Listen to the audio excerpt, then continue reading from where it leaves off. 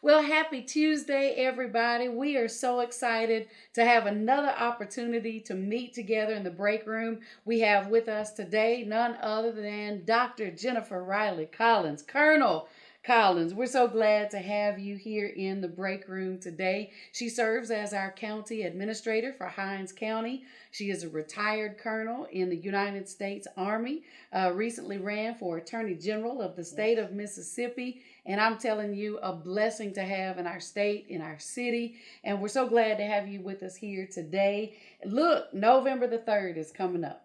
It is, Pastor. It is. This is a defining moment. This is probably one of the most critical elections in our lifetime. I believe John Lewis said it is the most critical election in our lifetime, Pastor. Absolutely, yes. Absolutely. And so we're here today to talk about getting people to turn out to vote, making sure people are exercising their right to vote, that people are lifting their voice, making sure our voices are heard.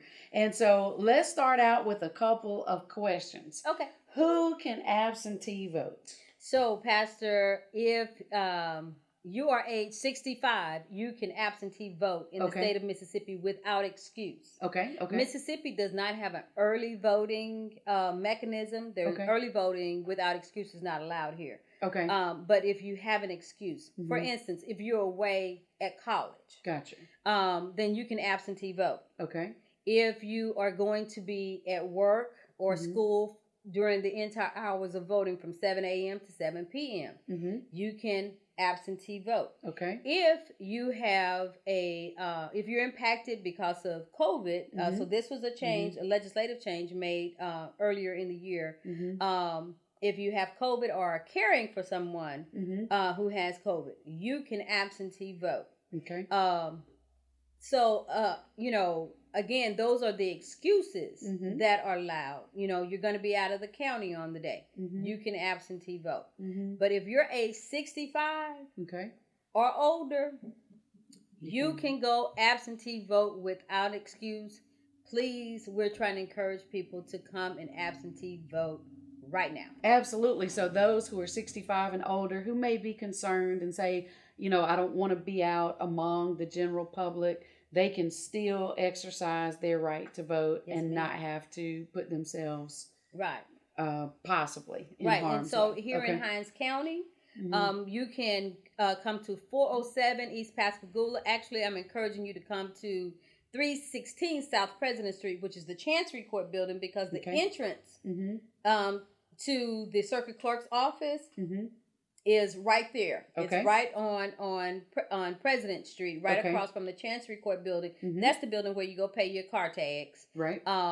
And so you can go right in there and get in the line. And the circuit clerk, Zach Wallace, is really running a very efficient operation, getting people in. They cast their ballot, and get them back out.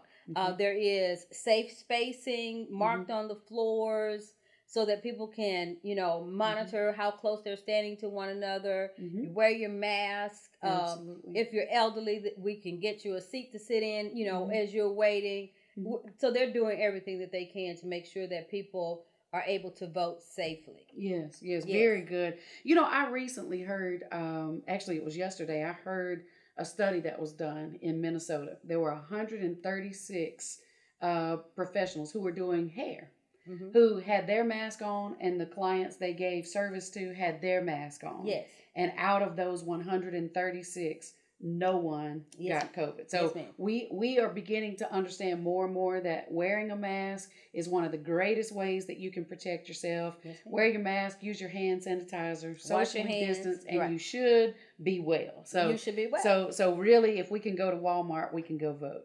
Yes, ma'am. If we can go to the ball game, we can go vote. Yes, ma'am. Absolutely. And I say, Pastor, and people may not like me saying it, but if you've been out in the street protesting, saying Black Lives Matter, I'm telling you, Black voters matter too. Absolutely. So go and cast your vote. Every vote counts. And that's one of the things I've heard people say over the years, it doesn't matter if I go vote or not. My voice doesn't count.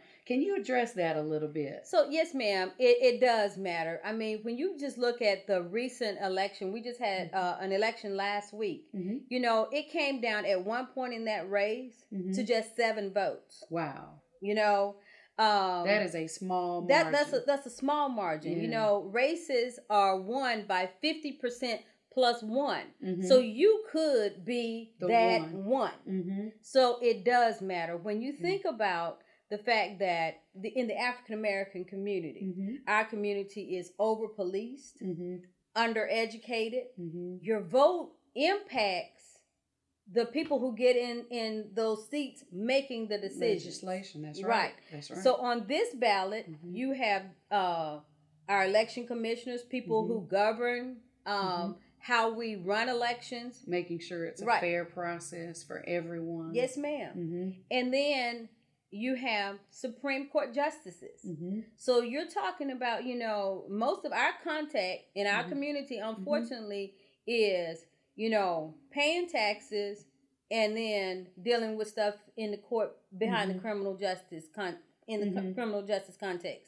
Well, you know, look who's on the ballot for Supreme Court and you know, and make a decision that maybe that person may have a little understanding of what happens in your community. So you have a Supreme Court. So this is not just about the top of the ticket presidential race, you know. So yes, you do have the presidential race, and I just got to say there are 9 groups on the ballot. So when you get your ballot, don't be surprised that it's 9 tickets for the office of president. Okay. So it's not just Trump, Pence, Biden, Harris. Right. There are other people.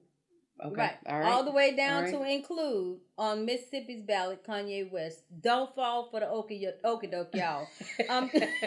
I'm just saying, you know, don't, you know, vote for who resides in your conscience. Right. But statistically, there's no way he can win. I don't want to see you throw your vote away. Right. Because you could be that one vote that makes the difference between moving this country forward. Right.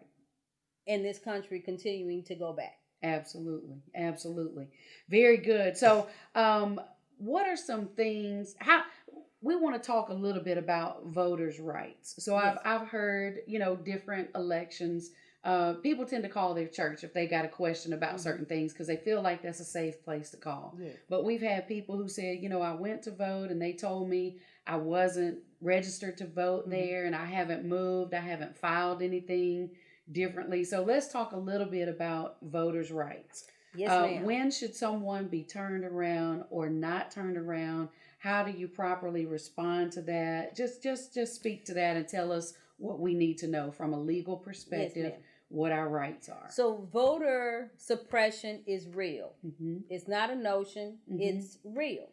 Depending on where you live, you may be more likely to be challenged when you walk into a poll. So let's do the first things first. Okay. Go on Y'all Vote. That's the Secretary of State's website. Okay, and check your voter registration. If for some reason it's not showing up, call and say, hey, I'm a registered voter. What's the deal? Call your circuit clerk's office. If you don't want to call Secretary Waxman's office, call your circuit clerk's office. But check your voter registration and see what the issue is. It may be that your precinct moved, you know, because you're going to put in your name and your address. So it may be that your precinct moved. And you need to know, so let's say you're registered. Sure. You need to know where your precinct is. Right. Because especially if you have a short time frame within which you can vote. As far as you got to vote on your lunch break. You want to know where you're going. Exactly. Yeah. So like the other day, the Hinds County election commissioners informed the board of supervisors that there was a construction issue or something at Harding Middle School. Okay. So the voting precinct, they asked for the voting precinct, for the board to approve for the voting precinct to be moved across the street to the CDC, to the Career Development Center. Well, you know, preferably there will be enough signage there, but, you know, if you knew that in advance and it's 6:45 p.m., then you would know Makes to the go difference straight in right there. getting across the street or not. Yes. Right. So number one, know that you're registered and that your Mm-hmm. registration is still active. Know where your polling place is. And let's so now you've gone to the polling place Mm-hmm. and somebody walks in, you walk in and somebody says, well, let me see your driver's license, you know, whatever your photo ID is. Mm-hmm. If it's your driver's license and they say, well, your address on here and your address on the poll book don't match, so you got to cast an affidavit ballot. That's a flag on the play. Mm-hmm. You do not have to cast an absentee ballot, affidavit ballot. Mm-hmm. You can cast an actual ballot because the purpose of voter ID is to make sure you are who you say you are. That your image on the photo resembles the person that's standing in front of them. So that is the purpose of photo ID.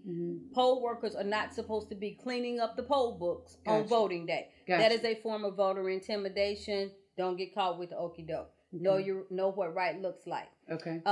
Let's say you go into the poll, and you do have to file an affidavit ballot, right?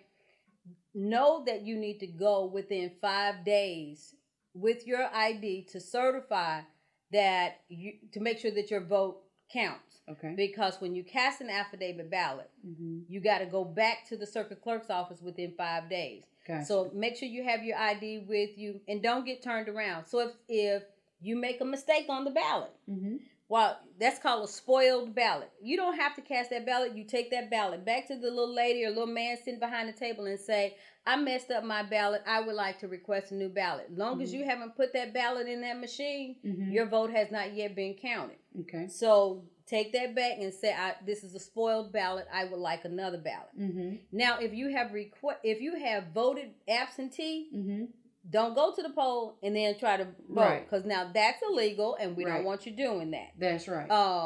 And then I just want to make sure, Pastor, that everybody has a voting plan. So part of that voting plan is knowing that you are registered to vote, knowing where your precinct is. If you know you can't stand in line for a long time without sitting down, maybe take a chair. Have your voting plan, and then have a voting plan for your family too. Yes. Because people need to turn out. Again, this is a critical election. Absolutely. Yes. Absolutely. And so, what are some other things that we can look at as far as things that are on the ballot? So we know we've got our presidential, we know we've got Supreme Court. What are some other things on the ballot that people need to be looking at and praying about, or informing themselves about? So that's an excellent question. Let me tell you about. Let me go back to that voting plan. Okay. Print out a sample ballot. Okay. You can print out a sample ballot and you can take that to the poll with you in case you forget how you're supposed to vote. Okay. Who you have studied, which initiative, and I'm going to get to those initiatives here in just a second. Okay. But you can take that sample ballot with you. You can pull it out of your pocket, out of your purse, sit there, complete your ballot, put it back in your pocket purse. Now, I can't slide it over there to you and say, now you vote like I did, because that's campaigning inside the precinct and that's illegal. You can't do that. Right. But you can take a sample ballot into the poll with you. So I want you to know that just in case you forget, because there are some important initiatives. Sure. So not only do we have the president, we also have the Senate race, and the congressman's race is on the ballot. Okay? Absolutely. So our president, our congressman, potential senators, and then you have your election commissioners as well as Supreme Court positions on this ballot. Okay. Then there are 3 ballot initiatives. So right now the state of Mississippi does not have a flag because the legislature removed the Confederate flag, as we know, and we're very pleased about that. And I appreciate that you actually prophesied that 3 weeks before it happened. You said it's a defining moment. Now's the time. What the legislature did when they took down the Confederate flag was said, we're going to, do this, allow different flags to come forward. They chose one, and that one flag is on the ballot. It's the one with the magnolia, says, "In God we trust." So you will see that you either vote yes or no. If we get a majority vote on that flag, then the state of Mississippi has a flag. If we don't, then we won't have a flag for another year, because they'd have to wait until the November 2021 election. Right. So that's I'm encouraging people to vote yes. Yes, I'm praying that we go ahead and take care of that. Because you know the importance of having a standard. I do, absolutely. You know, and that's a what flag that is. everybody can be proud of, and that everybody in the state feels represents them in a positive light. Yes, ma'am. Yes, ma'am. Yes. Then the other initiative, I'm going to simply describe it as a one man, one vote. Okay. Okay. You have a right to have your voice heard. One man, one vote. Right. Right now in the state of Mississippi, we still have a Jim Crow era provision. Okay. Like when I ran last year, I would have had to get a majority of the vote, 50% plus one, and I would have also had to get the majority of the House of Representatives to vote for me. Gotcha. What this ballot initiative does is removes that and requirement. Okay. It says if you get 50% plus one in a statewide election, then you get to have your seat. Again, I mean, the legislative record is clear that provision, that Jim Crow era provision was put in place so that no African American could ever hold a statewide position. Okay. I mean, so the record is clear. If we want to clean Mississippi's, the way we're going forward, we need to remove that provision. Absolutely. Absolutely. Yeah. The standard needs to be the same across the board. One man, one vote. So vote yes. Okay. On that. And then there is Initiative 65. Okay. So that is medical marijuana for people with debilitating conditions that you would have to have a prescription from a doctor, that you could get medical marijuana. This is not rolling up a doobie. Right. That's what they called it back in my day. This is not smoking a blunt. This is medical marijuana with a prescription from a licensed physician for people with debilitating conditions. We're talking folk like, people with cancer, other debilitating conditions. So the doctor has to say that you get it. Right. Now, so real simple. Vote for and vote for again. It's people get a little confused because you have to vote for this twice. Okay. So you have 65 and then you have 65A. Okay. 65, I say stay away from the A. Okay. Okay. Keep 65 alive. So you have to vote twice. You have to vote 65. So you have to vote for 65 and 65A. And then for 65. Okay. So I said this on the radio one day. I was talking, just running my mouth. You remember that back in my day, conjunction, junction. What's your function? Right. That and is critical. So remember the conjunction and vote for 65A. Okay. FOR 65A. Okay. 65, excuse me, not 65A.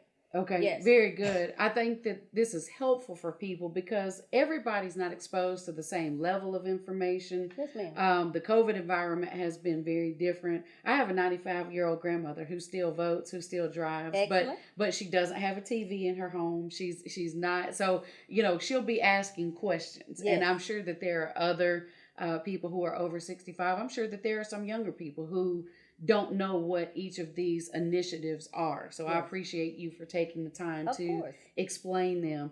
Is there anything else that you feel is critical to share for people who are just looking to be as informed as they can be? We just want people, for me, it's all about equipping people with the information. I personally am not trying to tell people how to vote. I just want them to vote, Right. But is there anything else that you feel critical to this? We know this is a major election. So if I could, let me talk to the young people. Absolutely. Okay? Absolutely. This election is about you being able to make money. This election is about you having access to health care, you being able to make your own health care decisions. And so don't think it's not about you. Don't think that voting is something for your mama, This is about you. And so if you want to have the opportunity to have economic advancement on a fair playing field, go vote. Absolutely. Have a voting plan. I cannot say enough. Have a voting plan. Absolutely. And then not only make sure you go vote, Take your friends. Make it an event, you know. Say, hey, we're all going to meet at the poll, take off work at 3, and we're going to go and meet at the polls, and we're going to cast our votes. And you may live in different parts of the city. Go to the right place and vote. Right. And then, you know, say, you know what, we're going to go and do a watch party because we participated in this critical election. That's right. You know, if it wasn't as critical as it is, you wouldn't see them trying to run a Supreme Court justice through with 20 days left to the election. You wouldn't see that. Yeah. If it wasn't that critical, you would not see all of the. I mean, the current administration is attacking its own people. You know, it's critical. You know, we have over 200,000 people that have died from COVID because of a lack of leadership. To be very honest with you, and we need to have folk who understand the heart of people, and so you got to go vote. And the only way we change the direction that this country is going in is if we participate in the process and exercise our right and let our voices be heard. Right. And don't you know, I'm gonna go back to one more time. Back, you know, when they came across the Edmund Pettus Bridge, you know, when they marched for the right to vote, they said, "Don't let nobody turn you around." That's right. Don't let nobody turn you around. Yes. There will be voter protection hotlines set up with the various parties. NAACP has a voter protection hotline. I typically work that hotline. So if you encounter a problem before you cast your ballot, you call that voter protection hotline, and I'll make sure that the church gets that information, that number. Okay. Because once you cast your ballot, even if you cast an affidavit, I can't go back and fix that. But if you engage us early, don't let anybody turn you around. This is your right. This is your life. Absolutely. Yes. So everybody who can vote should vote. Don't sit home and say my voice don't count, my vote doesn't count. Everyone's voice counts. So we want to thank you so much for taking the time to be here today to make sure everyone is educated and informed on the matters at hand. And once again, we want to thank you for your service and for always being available when I call. Yes, I appreciate you. You have given us some of the best information to give to people to make sure people know what they need to know. So we want to thank you guys for taking a moment to join with us, to meet us in the break room today.